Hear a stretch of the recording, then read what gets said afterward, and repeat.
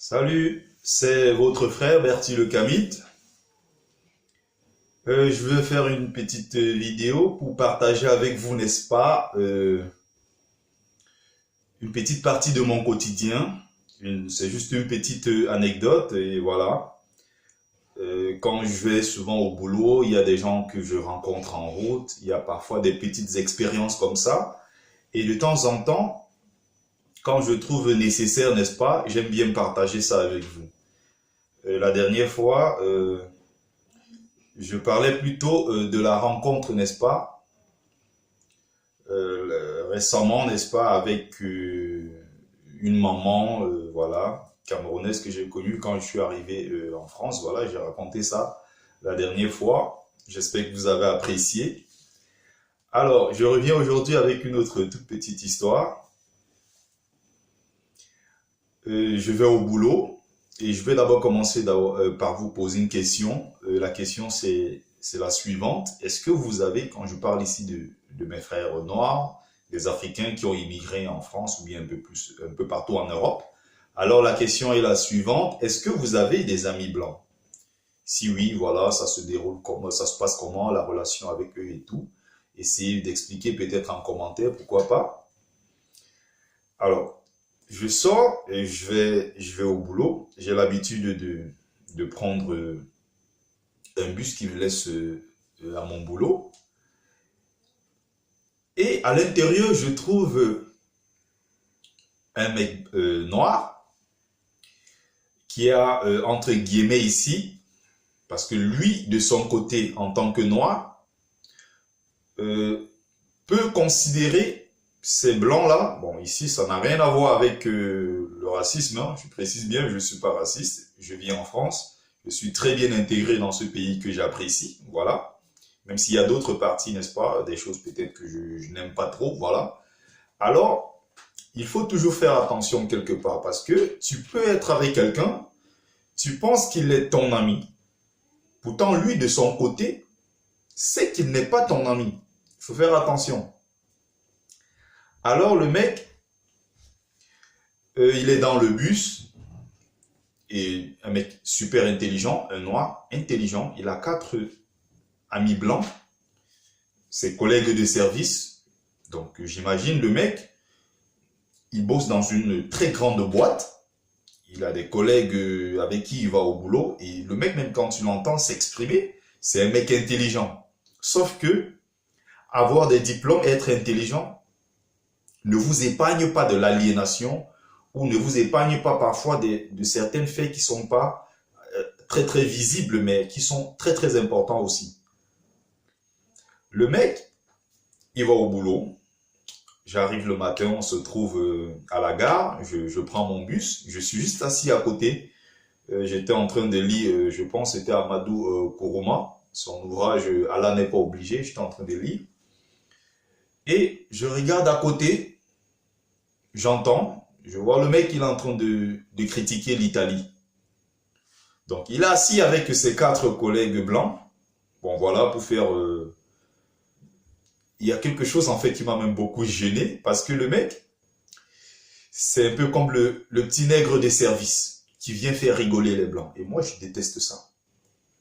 C'est pour ça qu'il est difficile pour moi de partager mon quotidien avec des noirs qui n'ont aucune fierté, qui n'ont aucune substance, qui n'ont aucune fierté d'être africains, d'appartenir à ce magnifique continent. Ils n'ont pas cette fierté-là d'être eux-mêmes, d'être africains.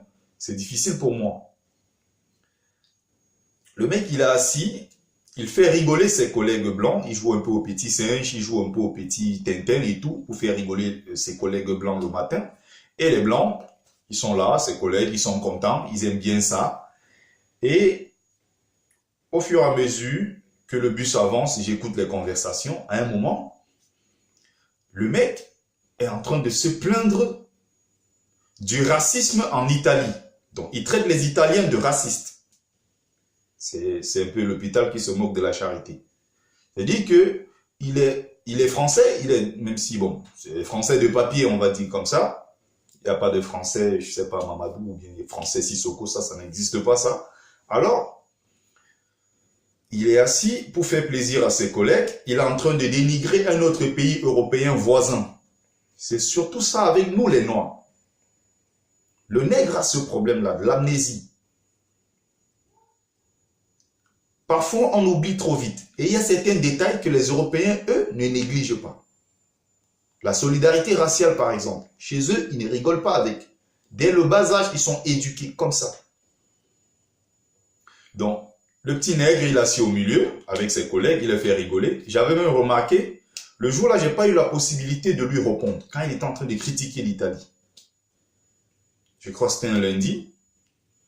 Et j'ai remarqué que mardi, mercredi, quand le mec n'était pas là, le matin, les 4 petits blancs, ils restaient dans leur coin, calmes. Personne ne parlait à l'autre. Ils allaient au boulot, ils finissaient, ils rentraient. C'était triste dans le bus.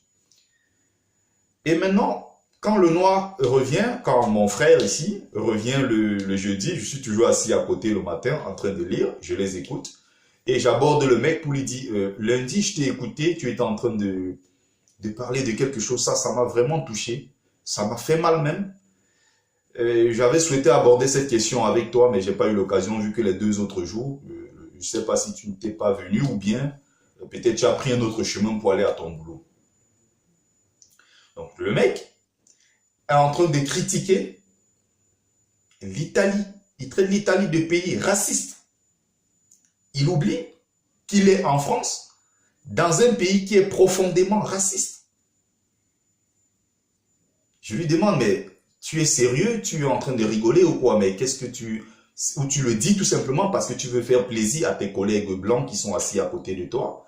Il commence à dire, il est parti, les Italiens le traitaient de nègre, les Italiens le traitaient de ci, le traitaient de ça. Je dis, mais bon, encore, je sais pas. Ou c'est peut-être parce que c'est moins cher que tu vas en vacances en Italie en tant que noir. Je sais pas, il y a l'Afrique où on ne te traitera jamais de nègre chez toi. Tu pourras aller en vacances en Afrique, mais bon, peut-être je peux comprendre parce que l'Italie c'est à côté. Ou alors, c'est aussi question de découvrir autre chose, découvrir autre culture.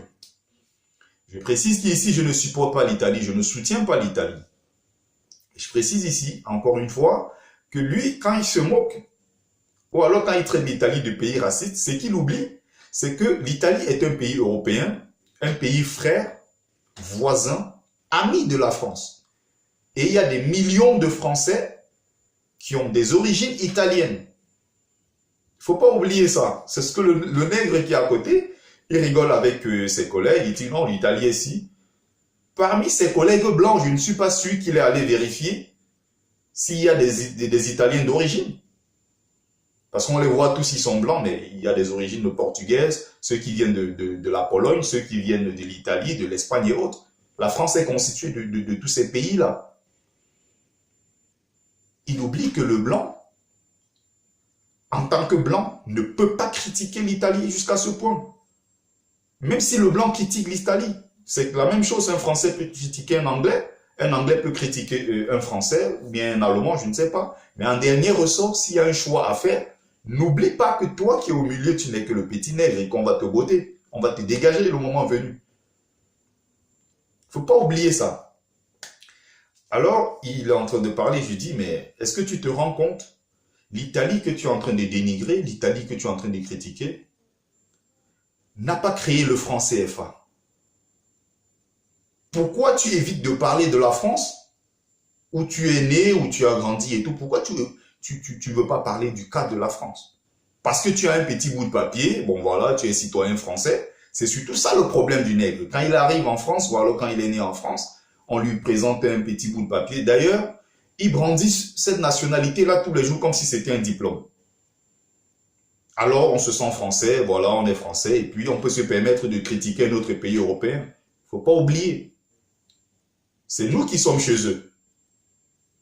Et quand tu critiques l'Italie, indirectement, tu es en train de critiquer leur pays ou bien un pays voisin et ils ne l'accepteront pas. Cette solidarité raciale-là, c'est une valeur qu'on leur inculque depuis l'enfance. Il ne faut pas oublier. Vous pouvez voir le cas actuel de l'Afrique du Sud, les millions de blancs, les 8% de blancs qui ont 73% de terre, donc ces fermiers blancs et tout, sont menacés en Afrique du Sud. Beaucoup sont en train de quitter l'Afrique du Sud. Et vous savez dans quel pays ils sont en train de partir? Les pays européens, les pays occidentaux se sont mis tous ensemble pour dire, ok, ceux qui sont là-bas, Ils n'ont pas oublié. Ceux qui sont là-bas sont leurs frères. Alors, ils ont envoyé des avions et autres. On est en train de les faire venir en Russie. Donc, les anciens fermiers sud-africains sont en train de déménager en Russie, en Australie, en Angleterre et même en France. Parce qu'il y a aussi des descendants français qui se sont retrouvés en Afrique du Sud. Il y a parmi eux aussi des Français. Le blanc n'a pas oublié ça. C'est toi, le noir, qui pense que tu es, je ne sais pas où, tu es devenu, je ne sais pas, parce que tu es en France, tu es devenu tellement français au point où tu peux mépriser ton frère. C'est le cas ici de nos frères qui sont en Italie. Parce qu'ils sont en Italie, ils ont peut-être la nationalité italienne. Leurs frères immigrés africains qui arrivent par les côtes libyennes, ils osent les traiter de requins. Ils les appellent là-bas les requins. Pourtant, peut-être même les Italiens ne les traitent pas comme ça. Ne les appellent pas ainsi. Et n'oubliez pas, pour l'Italien, vous tous, devant eux, vous n'êtes que des nègres. Il ne faut pas oublier ça. Alors, il commence à jouer je reviens sur le mec en question. Il commence à jouer le petit singe le matin. Il les fait rigoler. Ils sont là, ils sont contents et tout. On l'écoute. Il est fier parce qu'il fait rigoler les petits blancs le matin. Je dis, mais moi, ça m'avait tellement gêné.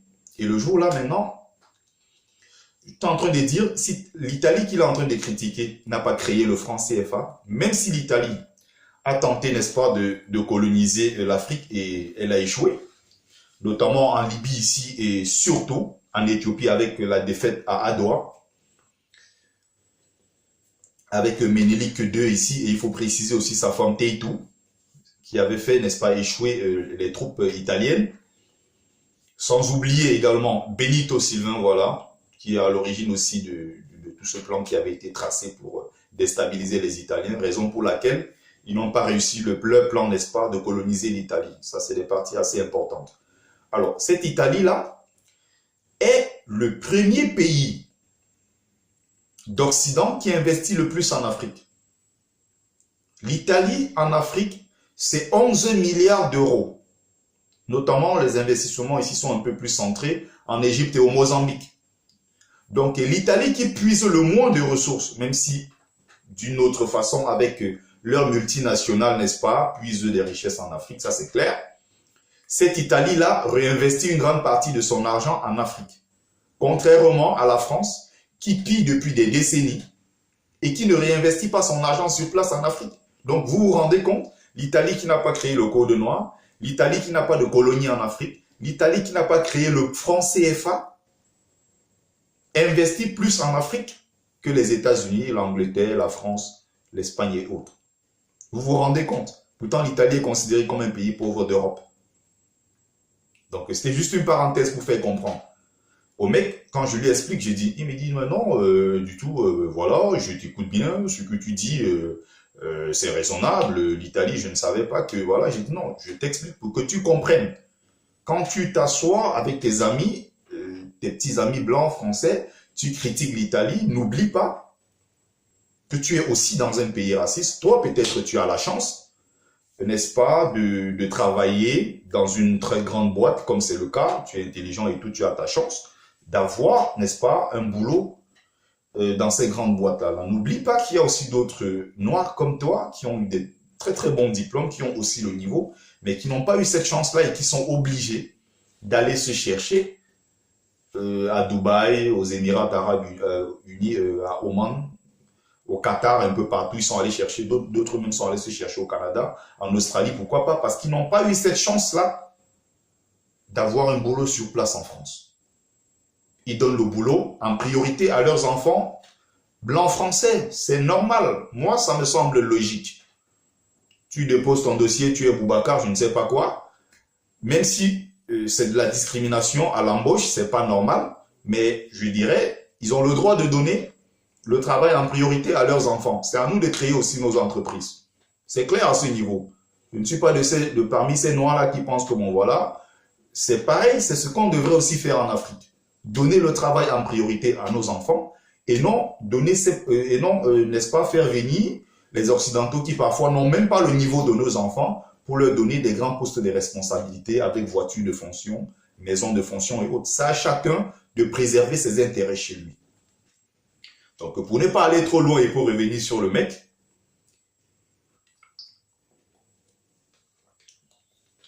Quand je suis en train de parler, je suis en train de donner dans les détails, on est en train de discuter, lui et moi, on échange poliment, sans se prendre la tête.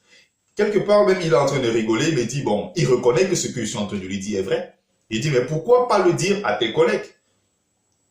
Pourquoi pas leur rappeler ça? Pourquoi laisser la France pour aller critiquer l'Italie? Faut jamais oublier. Faut jamais oublier.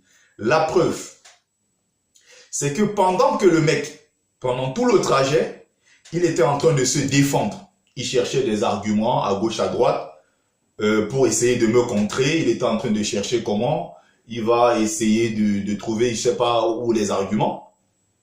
La preuve, ces 4, soi-disant, amis blancs étaient juste à côté. Ils écoutaient. Personne n'a réagi. Et il n'y a pas quelqu'un d'eux qui a tenté de sortir un truc pour défendre le noir. Et il n'y a pas quelqu'un d'eux qui a essayé de dire que non, en réalité, c'est pas si, c'est pas... Personne d'eux, je dis bien les 4, personne des 4 là, il n'y a personne qui a pris la parole pour le défendre. Mais il peut être au milieu d'eux et être content en disant, oui, j'ai mes amis blancs et tout. Comme souvent, j'allais bosser et à mon boulot, je voyais 2 jeunes filles. Bon, je ne vais pas citer le pays pour éviter la discrimination. Elles prenaient des selfies là avec les collègues blanches. Elles envoient en Afrique, elles mettent sur Facebook et autres pour dire, bon voilà, je suis au boulot, j'ai mes collègues blancs et tout. Il faut toujours vous mettre ça dans un coin de la tête. Tu peux te dire que c'est ton ami. Je ne dis pas qu'il n'y a pas des amitiés entre blancs et noirs. Hein. Ce serait menti parce qu'il y a des couples, il y a des amitiés. D'ailleurs, la France, dans ce domaine-là, c'est le pays le plus métissé d'Europe, avec plus de 37%. En ce qui concerne le métissage ici, c'est le champion d'Europe en la matière. L'un des grands, les plus grands même au monde. Mais il faut toujours vous mettre ça dans un coin de la tête. C'est pas parce que tu considères l'autre comme étant ton ami qu'il est en retour. Il faut toujours se mettre ça dans un coin de la tête. Donc moi ici, quand je le dis, c'est juste question de rappeler ça parce que c'est assez important. La preuve à la fin, il se défendait. Il n'y a personne parmi les 4 qui a pris la parole. Et même quand je bossais du côté de la défense, le centre d'affaires de la défense, c'est le plus grand centre d'affaires d'Europe ici. C'est vraiment le luxe là-bas et tout. Même quand je bossais de ce côté-là, j'avais toujours l'impression que tu vois des mecs blacks super bien sapés. Bon, je sais pas trop le terme mec black. Les noirs, filles comme garçons, super sapés le matin, propres, qui vont travailler dans des bureaux de luxe. Mais quand tu essayes d'aborder les questions concernant l'Afrique avec eux, parfois ils te regardent comme si tu sortais d'un autre monde. Quand tu parles d'Afrique, tu as l'impression que au milieu des... En fait, ils donnent l'impression qu'au milieu des Blancs, quand tu leur parles de l'Afrique, en quelque sorte, tu es en train de les salir. Donc, ils se sentent tellement français au point où leur parler de l'Afrique est une honte. C'est ça que je dénonce. C'est ce genre de nègre-là que moi, je ne veux pas dans mon cadre. Vous ne pouvez pas rester là à penser que les gens sont amis avec vous. Pourtant, en retour, ils n'ont que du mépris pour vous. C'est important. Je ne dis pas que vous ne devez pas avoir des amis blancs ou quoi que ce soit. C'est pas ce que je dis. Moi, personnellement, je n'en ai pas. J'ai failli peut-être avoir un ami blanc à une certaine période.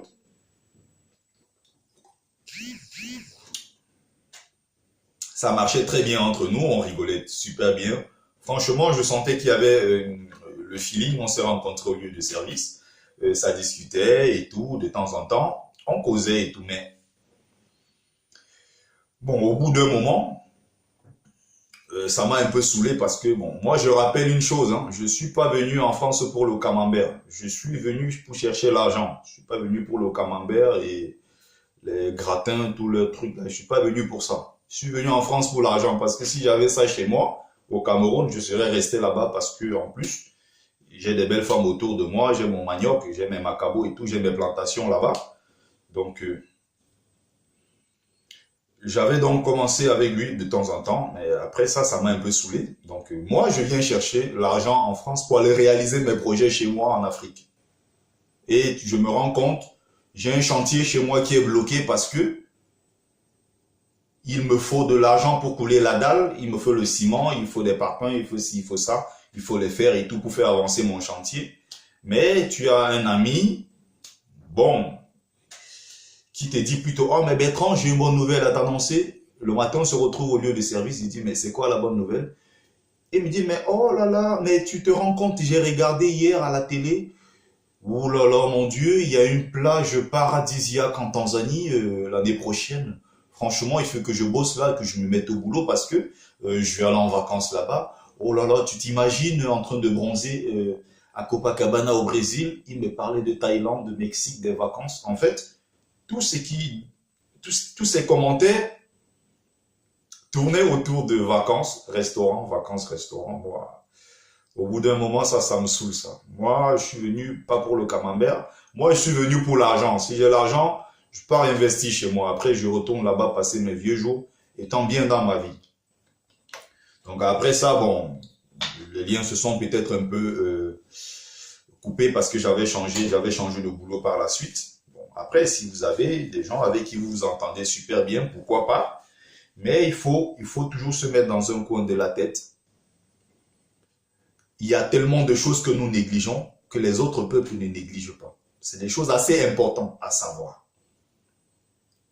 Donc au final, le mec, on s'est séparés, il m'a dit, ouais, bon voilà, tu as détourné mes paroles, c'est pas ce que je pensais, c'est pas, je lui dis, ben non, défends-toi donc, il n'a pas d'argument. Donc en quelque sorte, lui parler même de l'Afrique, ça lui faisait honte. Parce que les gens autour étaient en train de regarder, ils disaient, ah oui, tellement il se sent, bon voilà, et tout. Tellement il se sent français, que lui parler de l'Afrique est une honte. Il faut jamais, jamais, jamais oublier. Ça, c'est assez important. Donc, c'était une toute petite vidéo, n'est-ce pas, pour vous raconter des petites aventures de temps en temps. J'ai terminé là-dessus. N'oubliez pas de vous abonner sur ma page YouTube, n'est-ce pas, et Facebook également, en tapant Bertie le Kamit. N'oubliez pas de vous abonner en appuyant sur la petite flèche, voilà, pour être notifié quand je ferai la prochaine vidéo. Voilà, au tep à tous, c'était Bertie le Kamit. Merci de m'avoir suivi.